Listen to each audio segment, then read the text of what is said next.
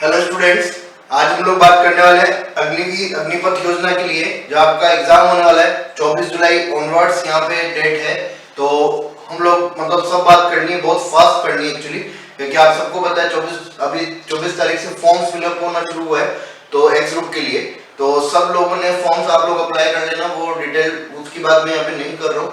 मैं यहाँ पे आप लोगों के लिए ऑलरेडी जैसा बहुत फास्ट करना पड़ेगा इसलिए मैं यहाँ पे आया हूँ। तो हम लोग यहाँ पे जो बात करेंगे वो एक्स ग्रुप के लिए बात करेंगे, वाई ग्रुप के लिए बात करेंगे मैथ्स की, और इसके अलावा जो फिजिक्स के कुछ इंपॉर्टेंट क्वेश्चंस हैं, जो कॉन्सेप्ट्स बहुत इंपॉर्टेंट हैं, जो एग्जाम्स में बार बार पूछे जाते हैं, रिपीटेडली पूछते हैं एक्स ग्रुप जैसे अपने एग्जाम में। तो एक्स ग्रुप के लिए अपन लोग बात करेंगे। आज आपका नेवी एसएसआर का एग्जाम भी होने वाला है, तो सभी जगह पे आपको ये सारी चीजें यूजफुल होगी। अब रही बात कि इतने से टाइम में हम लोग कैसे कवर करेंगे, सबसे बड़ी बात ये है, तो जो पहले वाले बच्चे हैं उनका भी ड्रॉप आउट हो चुका है, एक तरह से वो पढ़ा तो है लेकिन काफी टाइम हो गया है। तो सभी लोगों के लिए ये एक तरह से ब्रशअप होगा, क्रैश कोर्स अपन इसको कह सकते हैं। तो नए बच्चे भी नए कॉन्सेप्ट सीखेंगे, हो सकता है अप्लाई करने में भी आपको भी इजी रहे, और पुराने बच्चों का तो अच्छे से किया हुआ है तो उनके लिए तो बहुत अच्छा पॉइंट रहेगा कि वो सब चीजें उनके टिप्स पे आ जाए। खुद से पढ़ने में थोड़ी सी प्रॉब्लम हो जाती है, तो आप लोगों के लिए मैं हूँ, तो मैं आपको थ्रू आउट बहुत जल्दी स्पीड से वो चीजें रिवाइज करवाने में मदद करूंगा।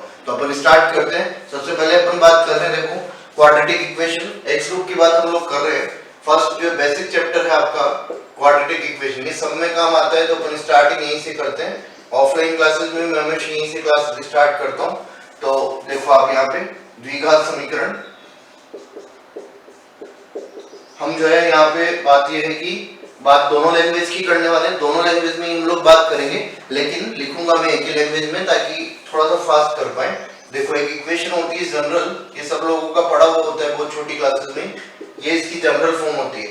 तो x की पावर 2 है, यानी कि number of solutions will be x1 and x2।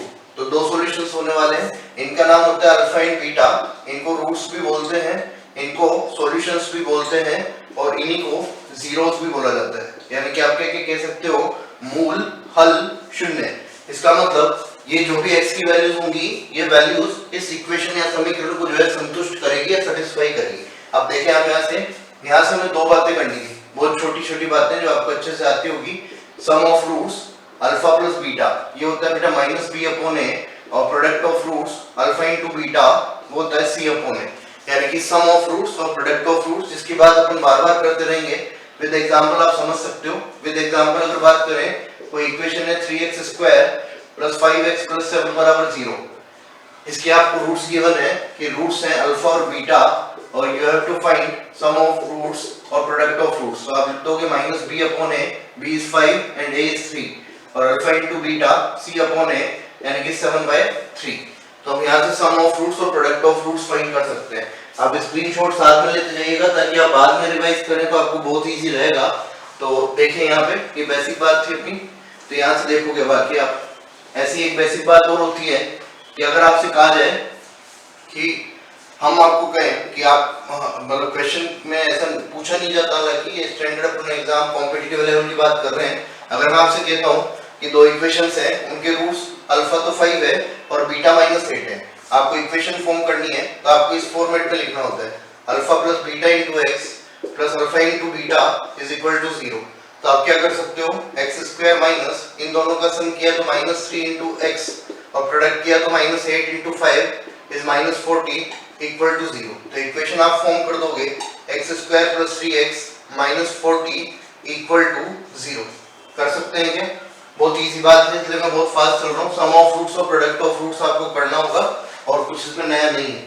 इसके बाद आप देखेंगे बेटे ध्यान से, एक बात होती है नेचर ऑफ रूट्स की, कि नेचर कैसा होगा। तो नेचर ऑफ रूट्स की अगर आप बात करो कि जो रूट्स हैं उनका नेचर कैसा है, तो ये आपने बहुत अर्लियर क्लासेस में पढ़ लिया था, मूलों की प्रकृति। नेचर ऑफ रूट्स, मूलों की प्रकृति। सुने जाना और लिखने का तो मैं कह चुका हूँ कि वीडियो को पॉज करके आप स्क्रीनशॉट लो, बट बात को पकड़ने की कोशिश ज्यादा करें। आपको इक्वेशन में डिस्क्रिमिनेंट फाइंड करना होगा। डिस्क्रिमिनेंट जो है वो b स्क्वायर माइनस 4ac होता है। As you all know, d is greater than 0, then roots will be real and different. मूल जो है वास्तविक तथा समान होंगे, समीकरण के मूल वास्तविक तथा समान होंगे। Second one, if discriminant equal to 0, d की value 0, then roots will be real and equal. समीकरण के मूल वास्तविक तथा समान होंगे। Third, equal, real and different का मतलब वास्तविक तथा असमान, और रियल एंड इक्वल का मतलब वास्तविक तथा समान। d इज लेस देन 0, इसका मतलब रूट्स विल बी इमेजिनरी। बहुत सिंपल इक्वेशन मैं यहाँ पे ले रहा हूँ कि आप देख सकते हो कि कोई इक्वेशन लाइक x स्क्वायर, या फिर मैं लिख देता हूँ कोई सी भी इक्वेशन ले लो आप, 3x square plus 5x plus 2 is equal to 0, ये कोई इक्वेशन है और आपको बताना है कि इसके रूट्स का नेचर कैसा होगा। तो आप डिस्क्रिमिनेंट निकालेंगे, b square will be 25 minus 4 into 5 into 2, ऐसे निकालते हैं। तो आप देखो यार कितना हो गया, 25 माइनस 40, तो ये लेस देन 0 आया, यानी कि roots of the equation will be imaginary. समीकरण के मूल क्या होंगे, काल्पनिक होंगे। यस और नो कर सकते हैं, बहुत इजी बात है, कोई बड़ी बात है नहीं। यहां से देखो आगे नेक्स्ट बात मैं आपको बताता हूं। इसी कैटेगरी में एक बात ये होती है कि ये जो इक्वेशन है आपकी ax square plus bx plus c बराबर 0, इसके दो रूट्स हैं। उनमें से एक रूट जो है वो कॉम्प्लेक्स रूट है। कॉम्प्लेक्स नंबर सभी लोग जानते हैं, कॉम्प्लेक्स नंबर को आप x प्लस आयोटा y की फॉर्म में लिखते हैं। तो ये कॉन्सेप्ट कहता है, सब श्रीधराचार्य से फाइंड किए करते हैं, कोई बड़ी बात है नहीं, वो अपन डिटेल से बात नहीं कर रहे। आप शॉर्ट एंड स्वीट ये ध्यान रखोगे कि एक रूट अगर अल्फा है, then another root will be beta and it will be conjugate of first root and can be written as x minus iota y। तो आपको इस कैटेगरी में जैसे कोई क्वेश्चन मैं कर रहा हूँ और मैं लिख दूं कि वन रूट, मैं लैंग्वेज फॉर्म में नहीं लिख रहा, आप सुनते जाइएगा बेटा ताकि रिवीजन बहुत फास्ट हो, बहुत सारा लेंथी सिलेबस है, आप सबको पता है, तो मैं लिखने में टाइम वेस्ट नहीं करना चाह रहा। आप समझें, बस देखते जाएं और समझते जाएं, आपको बहुत फायदा मिलेगा, आपके सारे कॉन्सेप्ट रिवाइज हो जाएंगे। आप भले इस क्लास के बाद जैसे जब भी कंप्लीट होगा चैप्टर, जो भी वीडियो जितने भी मिनट का है उसको कंप्लीट होने के बाद आप देख करके क्वेश्चन देखें, आपको बेनिफिट मिलेगा। देखो आप इधर, अगर वन रूट में कहता हूँ इक्वेशन का 5 प्लस आयोटा है और आपसे कहा गया कि फाइंड इक्वेशन, आपसे कहा गया कि समीकरण फाइंड करो, तो आपको अगर ये कॉन्सेप्ट पता है तो आप जस्ट ऐसे कर सकते हो कि अल्फा की value 5 plus iota, then beta will be 5 minus iota. अभी अभी अपन जस्ट 2 मिनट पहले बात करके आए कि अगर आपको अल्फा और बीटा पता है तो आपको इक्वेशन फॉर्म करने के लिए दो चीजों की नीड होती है।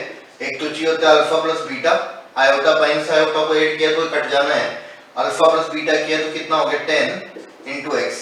Second one alpha into beta, इसको आप पढ़ो a प्लस बी और इसको आप पढ़ोगे a माइनस बी।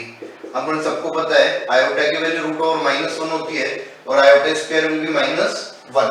तो आप जब यहाँ पे a square minus B square करेंगे तो आपको देखो 25, ये माइनस आना था बट आयोटा स्क्वायर की वजह से प्लस हो जाएगा, तो 25 plus 1 is 26 is equal to 0। Yes और नो? तो one root is z, then another root will be x minus iota y। रोक के मैं 1 मिनट रुक रहा हूँ, आपको इसमें छोटा अगर चाहिए लेना हो तो ले सकते हैं, जस्ट 10 सेकंड पॉज करके। देखिए आगे नेक्स्ट बात सुने, वापस से सेम बात कर रहा हूँ मैं। एक और कॉन्सेप्ट यहाँ पे होता है कि one root of the equation is in form of p plus root cube. अगर जो इक्वेशन है वो p प्लस रूट क्यूब की फॉर्म में है, यानी कि आप कह दो कि वो जो इक्वेशन है वो इर्रेशनल उसके मूल है। मूल क्या है भाई? अपरिमेय है। समीकरण के मूल क्या है? अपरिमेय। Then beta will be p minus root cube. Surds होते हैं ये, कॉन्जुगेट सर्ट्स आप इनको बोलते हो। तो यहाँ पे देखो ये इर्रेशनल, ये भी इर्रेशनल होगा, अपरिमेय इसको कहेंगे अपन। तो second root will also be irrational और अपरिमेय। वापस वही बात आती है कि मैं आपसे कह दूं कि one root of the equation is 5 plus root 3, find equation.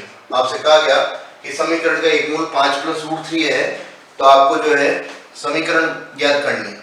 तो कुछ नहीं करोगे, आप क्या कर दोगे, देखो यहाँ पे वही सम ऑफ रूट्स और प्रोडक्ट ऑफ रूट्स। अल्फा कितना है?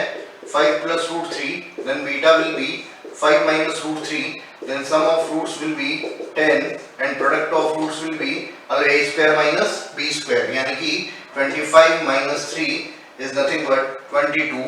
Then you can write equation as x square minus 10 into x plus 22 equal to 0. Yes or no? कोई बड़ी बात नहीं है, बहुत इजी बात चल रही है ना बेटे, कर सकते हैं क्या? ओके बेटे, फिर देखना आगे और सुने, ध्यान से देखिएगा। मैं आपसे कहूँ अगर कि कोई इक्वेशन है like X square plus B X plus C बराबर 0, कैपिटल है सारे, और मैं आपसे कहता हूँ कि one root of the equation is iota A minus B, find A B upon C. इसकी वैल्यू आपको फाइंड करनी है। ठीक है भाई, तो आप क्या करोगे, आपको पता है अच्छे से अभी भी पढ़ा है कि alpha is equal to iota into a minus b, then beta will be equal to minus iota a minus b। तो आप अभी sum of roots product of roots कर सकते हो क्या बेटे? कर लेंगे। देखो सम ऑफ रूट्स की प्रोडक्ट ऑफ रूट्स की जरूरत ही नहीं पड़ने वाली। अल्फा प्लस बीटा अगर आप इनको ऐड करोगे तो जीरो होना है, और हम इक्वेशन से अगर लिखते हैं तो इक्वेशन से क्या लिखते हो, माइनस बी अपॉन ए, हाँ या ना? तो b अपॉन ए आप लिखते हो, a जीरो नहीं हो सकता, रीजन यहाँ पे क्वाड्रेटिक बनेगी नहीं अगर a जीरो हो गया तो आप यहाँ से डायरेक्टली कह सकते हो कि b will be zero. If b is zero then you can write as a upon c into zero. इसकी वैल्यू कुछ भी हो, अगर जीरो से मल्टीप्लाई किया तो आंसर क्या होगा, जीरो। यस और नो? स्क्रीनशॉट लें फिर आगे बढ़ते हैं। देखिएगा बेटा, एक होता है आपका कि अगर मैं आपसे कहता हूं कि a1x square plus b1x plus c1 बराबर जीरो और a2x square plus b2x plus c2 बराबर जीरो, ये दो इक्वेशंस है और आपसे कहा गया कि इन इक्वेशंस के कॉमन रूट्स की बात आपको करनी है। तो मैं दो केसेस ले रहा हूं, दो केसेस सुनेंगे आप ढंग से।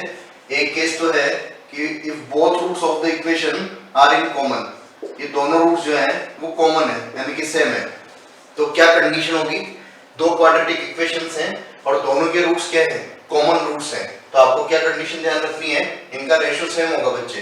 a1/a2 अगर आप पढ़ते हैं 2D, अगर आपको ध्यान है तो कोइंसिडेंट लाइंस जो होती है, संपाती रेखाएं, उनके लिए भी यही स्थिति अपन वहां पे लिखेंगे कि a1/a2 बराबर b1/b2 बराबर c1/c2। बहुत इजी बात है।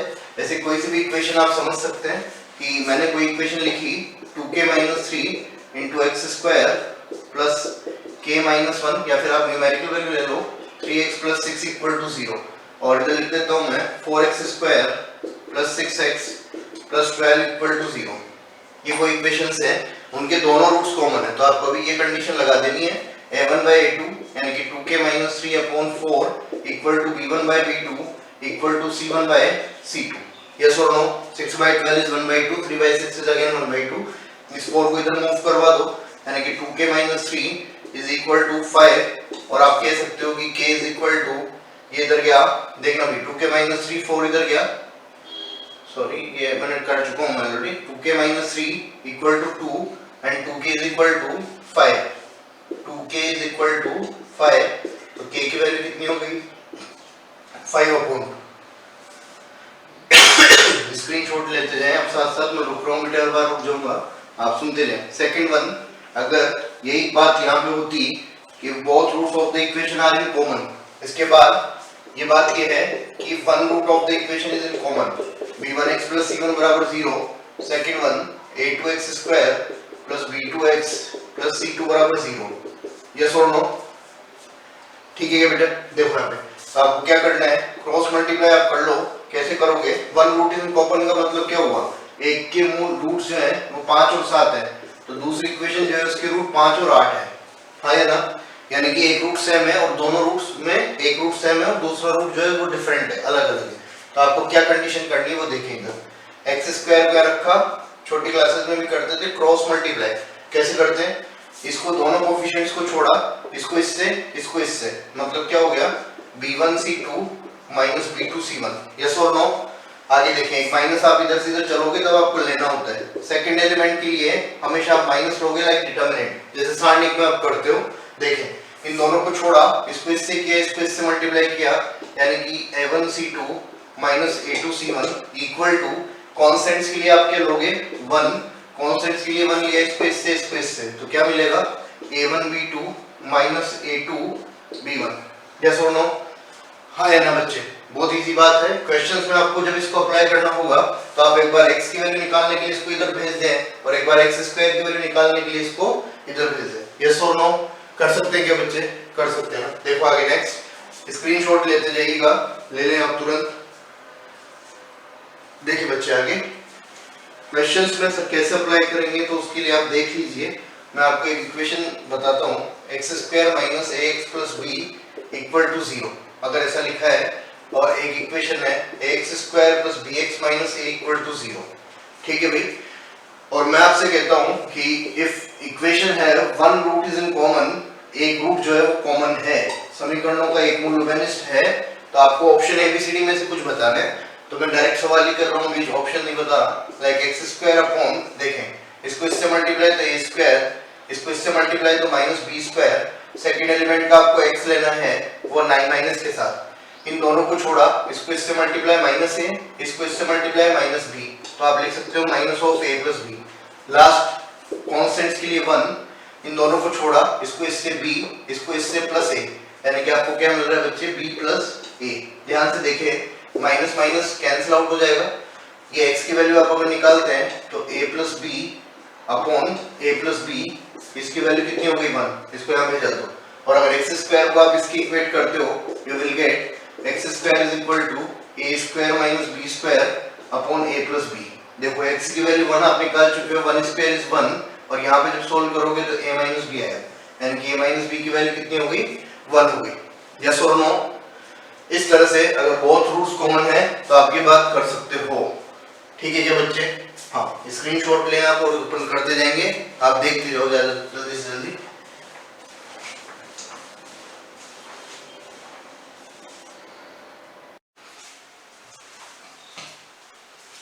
देखें आगे नेक्स्ट बात जो है, ये बहुत इंपॉर्टेंट बात है और क्वेश्चन में यहाँ से बन जाते हैं। Roots under particular condition, roots under particular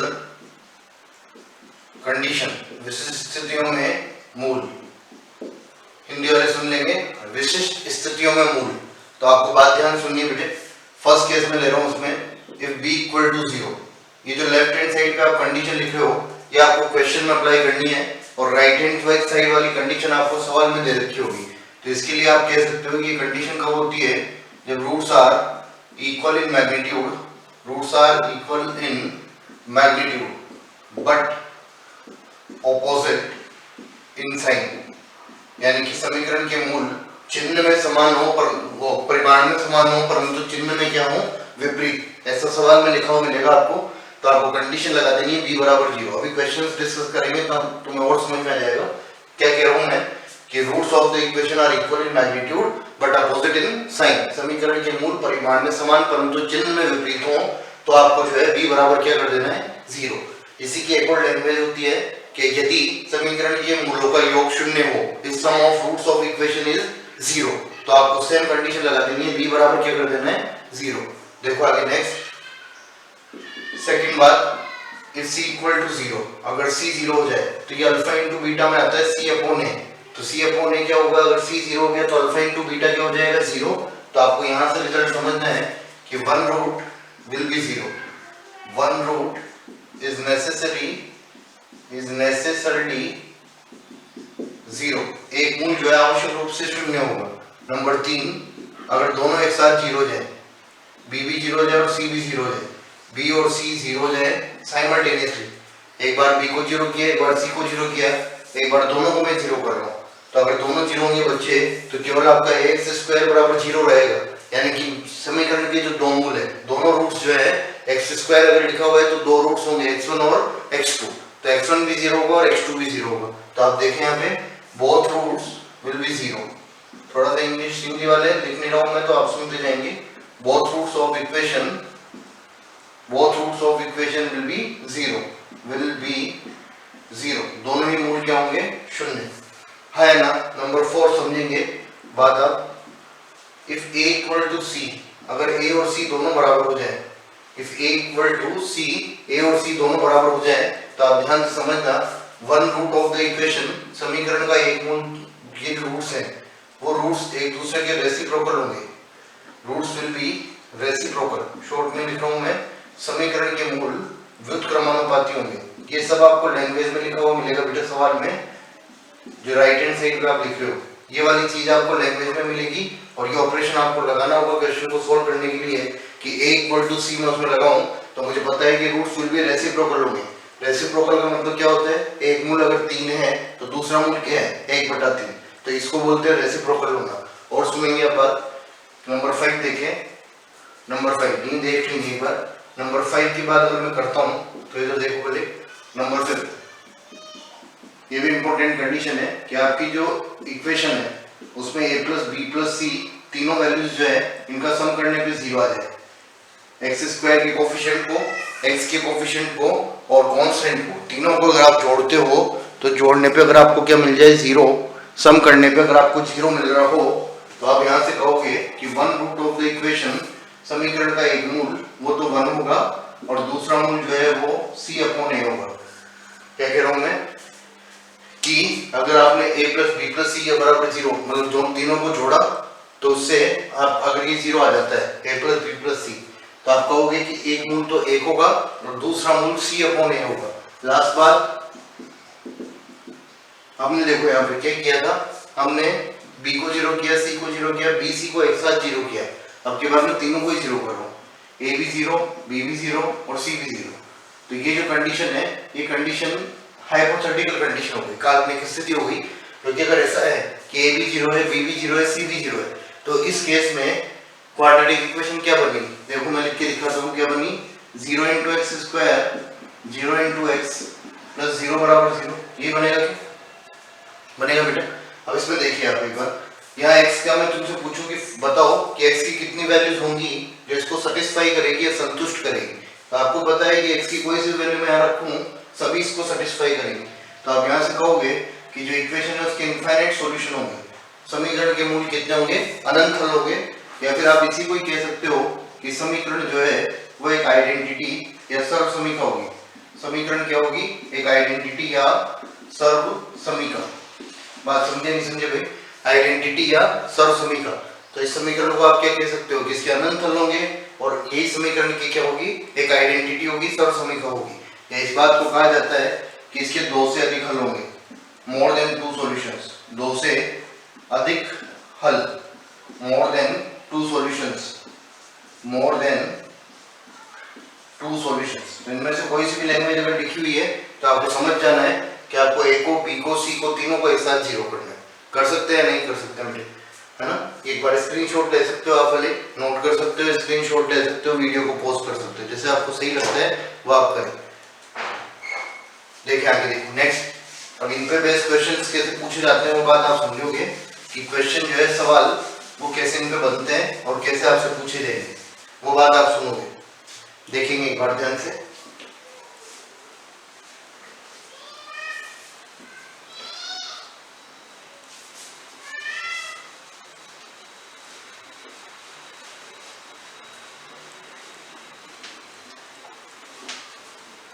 देखिए बेटा, अगर मैं आपसे कहता हूं जैसे फॉर एग्जांपल क्वेश्चन है आपके सामने कि ये इक्वेशन है, कोई सवाल पूरा नहीं लिख रहा हूं मैं, आप लोग सुने और समझें। -1 -15 = 0 और मैं आपसे कहूं कि ये जो समीकरण है इस समीकरण के मूल परिमाण में समान है परंतु चिन्ह में विपरीत हैं। Roots of the equation are equal in magnitude but opposite in sign. Short में लिख रहा हूं मैं, रूट्स जो है वो इक्वल इन मैग्नीट्यूड, परिमाण में समान, बट अपोजिट इन साइन है, ये आपको लिख के दिया है उन्होंने। तो आपसे कहा गया कि k की वैल्यू बताइए, k क्या होगा, जो k दिखाई दे रहा है इसकी वैल्यू क्या होगी। तो हमें पता है कि यहाँ से कोफिशिएंट ऑफ x यानी कि b को क्या कर देना है 0, तो b को 0 किया तो क्या बना log k on base e -1 किसके बराबर है 0 के, हाँ है ना। इसको 0 किया है माइनस इधर 0 आ जाएगा, आप क्या लिख दोगे log k on base e equal to 1। log में पढ़ते हैं अपन कि इसका बेस बन जाएगा और इधर से log हट जाएगा, यानी कि k will be equal to e। तो k की वैल्यू कितनी हो जाएगी e हो जाएगी। कर सकते हैं बेटा। और देखिए अगर बात आप समझ जाएंगे तो एक क्वेश्चन करो चाहे 10 क्वेश्चन करो, बात वही है बेटा। आप मेरी बात समझना है या ना समझना है कि हम बहुत फास्ट चल रहे हैं, मैं आप लोगों के लिए कर रहा हूँ फास्ट भी इसलिए हो रहा है कि ताकि आप लोगों को पूरी चीज मिल पाए और आप समझ पाओ। और ये मत समझना कि हम इसमें क्या कर पाएंगे क्या नहीं कर पाएंगे, सब हो जाएगा। आप इसको सुनो, आप उससे सब काम हो जाएगा। देखो इधर एक इक्वेशन है, मान लो ये मैं लिखता हूँ p - q x square q - r into x plus r - p बराबर 0, ये लिखा हुआ है। और आपसे कहा गया कि बताइए कि रूट्स ऑफ द इक्वेशन यानी कि समीकरण के मूल क्या होंगे। तो आप क्या करोगे बच्चे, देखो यहाँ पे मैं सबसे पहले ये चेक कर लूं कि मुझे दिख रहा था कि a + b + c करने से 0 आ रहा है। क्या देखा मैंने कि यहाँ पे a + b + c करने से क्या आ रहा है 0।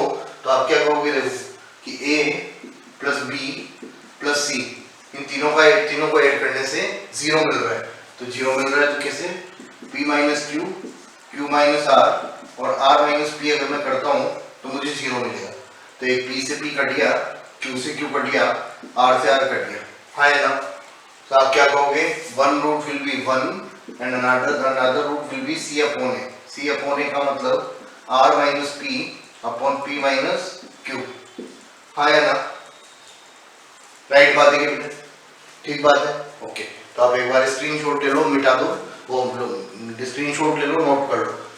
मैं इसको रेस कर रहा हूँ, देखो। और देखिए ऐसे क्वेश्चन किस तरह से पूछ देते हैं वो। देखिए बेटा इधर मान लो आपके सामने कोई क्वेश्चन है ये वाला, कि यहाँ लिखा हुआ है कि A square minus A minus 2 into X square plus A square minus 3a plus 2 into x plus A square minus 4 equal to 0। ये इक्वेशन लिखी हुई है और आपसे कहा गया कि इसके ऑप्शंस में लिख देता हूँ, क्योंकि मैं इसको ऑप्शन ही करवाने वाला हूँ। तो मैं ऑप्शन लिख देता हूँ ऐसे, ये लो। और आपसे कहा गया कि if equation have more than 2 solutions, if equation have infinite solutions, if equation is an identity, find value of a। तीनों में से कोई सी बात आपसे कही गई है कि यदि समीकरण के अनंत हल है, समीकरण के दो से अधिक हल है और समीकरण जो है एक सरल समीकरण है, तो a का मान बताइए। तो आपको ये बात तुरंत स्ट्राइक करनी चाहिए अभी कि इसका मान 0, इसका मान 0 और इसका मान 0, ये तीनों वैल्यू साइमल्टेनियसली एक साथ जो है एक ही वैल्यू रखने से 0 होनी चाहिए। तो मैं चेक कर लूंगा, वैसे तो मैं इनको 0 कर करके तीनों को 0 करके एक ही वैल्यूज फाइंड कर सकता हूँ, बट अपने पास ऑब्जेक्टिव पैटर्न है तो अपने पास एडवांटेज है कि अपन डायरेक्ट ऑप्शन से करें। और ऑप्शन से करोगे तो क्या करोगे, देखो ए की वैल्यू अगर 1 होती तो 1 यहाँ पे रखने से 0 होना चाहिए, ये भी 0 होना चाहिए और ये भी 0 होना चाहिए। यहाँ पर रखा तो 1 माइनस 1 माइनस 2 0 नहीं हो रहा है, इसका मतलब ही नहीं चलेगा। माइनस 1 अगर यहाँ रखता मैं तो माइनस 1 रखने पे ये प्लस का 1 हो जाता है, ये प्लस का 1 हो जाता है, 1 प्लस 1 2, 2 माइनस 2 0 हो रहा है। लेकिन जल्दबाजी में गलती नहीं करोगे कि आप बी लगा दो, आपको सबको एक साथ 0 करना है। तो अगर मैं माइनस 1 यहाँ रखता तो माइनस 1 का square plus 1 minus 4 is not equal to 0, तो ये भी नहीं चलेगा। ऑप्शन सी माइनस 2 अगर मैं रखता, माइनस 2 यहाँ रखा तो पहला क्या बनेगा, देखो प्लस 4, यहाँ माइनस 2 रखा तो प्लस 2 माइनस 2, तो 2 तो कट गया लेकिन 4 बच गया, इसका मतलब ये भी नहीं चलेगा। अब देखो 2 रख रहा हूँ मैं यहाँ पे, 2 अगर मैंने रखा तो देखो फर्स्ट वाले में बना 4, फिर 4 माइनस 2 माइनस 2, तो 4 माइनस 4 क्या हो गया 0, इधर आ गए। यहाँ रखा 2 रखा तो 4, यहाँ 2 रखा तो 6 और ये 2, तो 6 माइनस 6 0, यहाँ 2 रखा तो 4 माइनस 4 ये भी 0, यानी कि साइमल्टेनियसली ए बी सी तीनों एक साथ क्या हो रहे हैं 0। तो आप कहोगे कि इक्वेशन एक आइडेंटिटी है और डी की वैल्यू आपकी ए की वैल्यू कितनी जाएगी, ऑप्शन डी यानी कि 2, हाँ या ना। कर सकते हैं बेटा, क्वेश्चंस और भी बनते हैं यहाँ से अलग अलग तरह के, पर बाकी इस तरह की लैंग्वेज होगी, ऐसा ही सवाल होगा, आपको यही काम करना है। और देखिए आप एक बार यहाँ पे कोई सा भी क्वेश्चन आपको दिखता है, आप तुरंत ही बात समझिए कि हमसे क्या कहा गया है। जैसे मान लो मैं आपसे कह दूं कि roots of the equation x square plus 3x plus 5 equal to 0, और मैं कहूँ तुमसे इक्वेशन में बेटे इजी गोइंग बात चल रही कि भी इस समीकरण के मूल रेसिप्रोकल है, व्युत्क्रमानुपाती है। Roots of the equation are reciprocal, समीकरण के मूल क्या है, व्युत्क्रमानुपाती है। तो आप तुरंत कहोगे कि अगर रूट्स रेसिप्रोकल होते हैं, मूल जो है वो क्या होते हैं रेसिप्रोकल या व्युत्क्रमानुपाती। मूल क्या है, रेसिप्रोकल या व्युत्क्रमानुपाती। तो आपको अच्छे से पता है कि सर ने बताया था कि ए की वैल्यू किसके बराबर होती है, सी की वैल्यू। तो आप सी के बराबर, तो आप ए बराबर सी करोगे तो आप कह दोगे कि ए की वैल्यू कितनी होगी। यहाँ से आपसे पूछा गया कि ए की वैल्यू बताइए, तो आपने कहा ए की वैल्यू कितनी हो जाएगी 5, हाँ या ना। तो आपको सारी कंडीशन लर्न कर लेनी, ध्यान रख लेनी है कि इस कंडीशन में ऐसा होता है, इस कंडीशन में ऐसा होता है, ये बात अपन ने करी है, हाँ या ना। ठीक बात है। देखो इधर आगे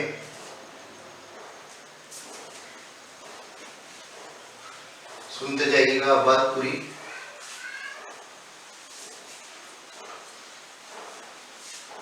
एक ये ध्यान रखें आप अपने एयरफोर्स नेवी के लिए, बात तो और भी होती है लेकिन आप यहाँ पे ध्यान रखोगे, जो क्वाड्रेटिक एक्सप्रेशन होता है, जो द्विघात व्यंजक आपने पढ़ा है, समीकरण को मैंने व्यंजक बना दिया, ax square plus bx plus c मैंने रख दिया। यहाँ से दो केसेस होते हैं, ए ग्रेटर देन 0 और एक केस होता है ए लेस देन 0।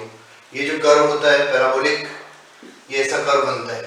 तो अगर ऐसा कर्व बनेगा, आपसे कर्व से कोई मतलब नहीं है, आपको यहाँ से दो बातें ध्यान रखनी है, दो क्या एक्चुअली एक ही ध्यान रखनी है, क्योंकि यहाँ पे देखना मैक्सिमम वैल्यू आप नहीं निकाल सकते क्योंकि प्लस इनफाइनाइट तक जा रहा है, तो मैक्सिमम वैल्यू आपसे पूछी भी नहीं जाएगी, तो मैक्सिमम वैल्यू तो इनफाइनाइट होगी, अधिकतम मान तो कितना होगा, अनंत। तो ये आपसे पूछेंगे भी नहीं, अनंत का मतलब होता है नॉट डिफाइंड, परिभाषित नहीं है। आपसे यहाँ से मिनिमम वैल्यू पूछी जाएगी तो यहाँ मिनिमम होता है, तो ये पूरा कैलकुलेट क्लास में करते हैं बेटा। अभी अपने पास शॉर्ट में बात आपको ध्यान रखनी है कि अगर a ग्रेटर देन 0 है तो आपसे मिनिमम वैल्यू पूछी गई, और मिनिमम वैल्यू या न्यूनतम मान जो है, मिनिमम वैल्यू या न्यूनतम मान वो होगा बेटा -d/4 है, ये आप ध्यान रखोगे अच्छे से। और ये जो x जो है आप निकालोगे, इस x की वैल्यू आती है -b/2 है, तो आप तो ऐसे ध्यान रखें, d का मतलब सब समझते हैं, d को मैं लिख सकता हूँ, देखो 4ac - b² माइनस डी हो गया नहीं, अपॉन क्या लिख दोगे 4a, ये वैल्यू आपको ध्यान रखनी है। और पॉइंट फॉर्म में आप ये भी ध्यान रख सकते हो कि x की वैल्यू जब -b/2 होती है तो y की वैल्यू आपको -d/4a मिलती है, तो आपसे पूछा ही जाता है अधिकतर, तो आप -d/4a ध्यान रखो।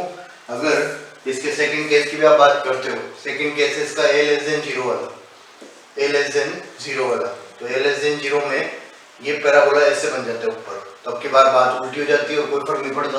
अब की बार आपसे मिनिमम वैल्यू नहीं पूछते क्योंकि मिनिमम वैल्यू देखो नीचे माइनस इनफाइनाइट को जा रहा है, तो नॉट डिफाइंड है, लेकिन मैक्सिमम वैल्यू पूछी जाएगी, तो मैक्सिमम वैल्यू में आपको कुछ नहीं करना, वही ध्यान रखना है, अधिकतम मान में -d/4 है। तो इस केस में अधिकतम वैल्यू पूछेंगे, इस केस में न्यूनतम वैल्यू पूछेंगे, ये अधिकतम मान के लिए, लेकिन दोनों की केस में आपकी वैल्यू जो आएगी वो वैल्यू कितनी आएगी बेटा, -d/4 है, तो आपको ये ध्यान रख लेना है। पॉइंट फॉर्म वही रहेगा सेम, -b/2 है, -d/4 है, यस और नो, बात समझे नहीं समझे, एक बार स्क्रीनशॉट ले लें हम, फिर मैं इसको मिटा रहा हूँ, क्वेश्चन करते हैं, देखो इसका।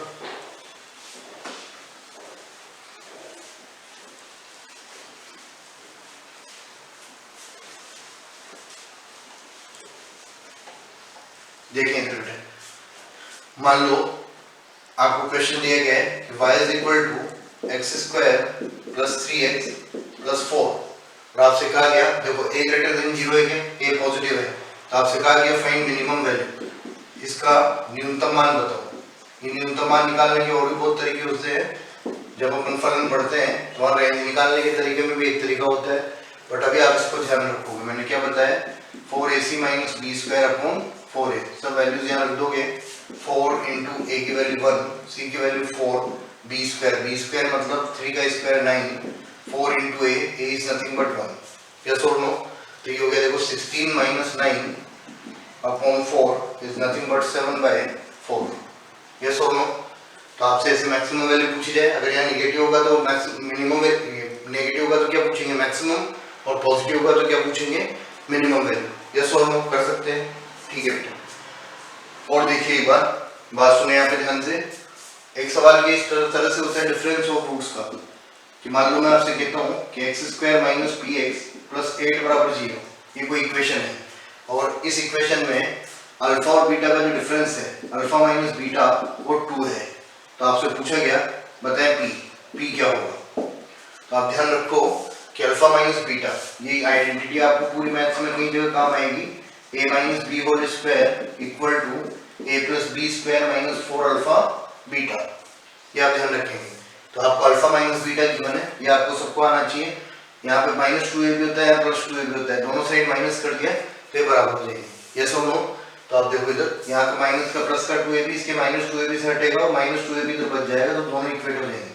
यहाँ देखना अल्फा - बीटा का स्क्वायर 4 हो गया, अल्फा + बीटा का स्क्वायर -b/a होता है, यहाँ लिख दिया मैंने b² - 4 × c/a यानी कि 8, यानी कि p² = 36, इट मींस p = ±6, तो आप ऐसे क्वेश्चन को कर सकते हैं, यस और नो,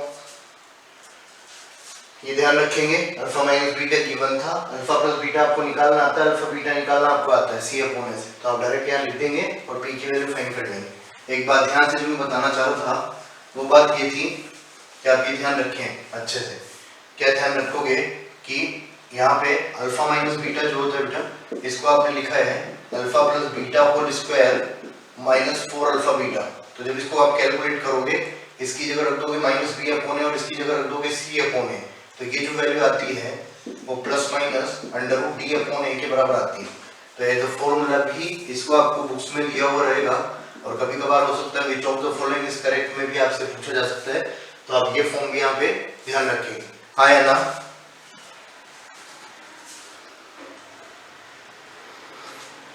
ठीक है क्या बेटे?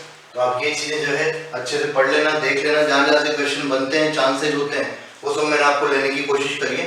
नेक्स्ट चैप्टर अपन करेंगे कॉम्प्लेक्स नंबर। वीडियो को आप जितना शेयर कर सकते हो, अग्निवीर वाले जो भी लोग हैं, जो बहुत एक दो साल से बैठे हुए हैं, बहुत लोग नीडी हैं, कोचिंग करने का भी इनके पास अभी सेटिंग नहीं है, वो लोग इससे बहुत ज्यादा बेनिफिट ले सकते हैं। तो आप इसको अपने दोस्तों को, कलीग्स को, सीनियर्स को, जूनियर्स को, जिनको भी भेजना है सबको भेजे।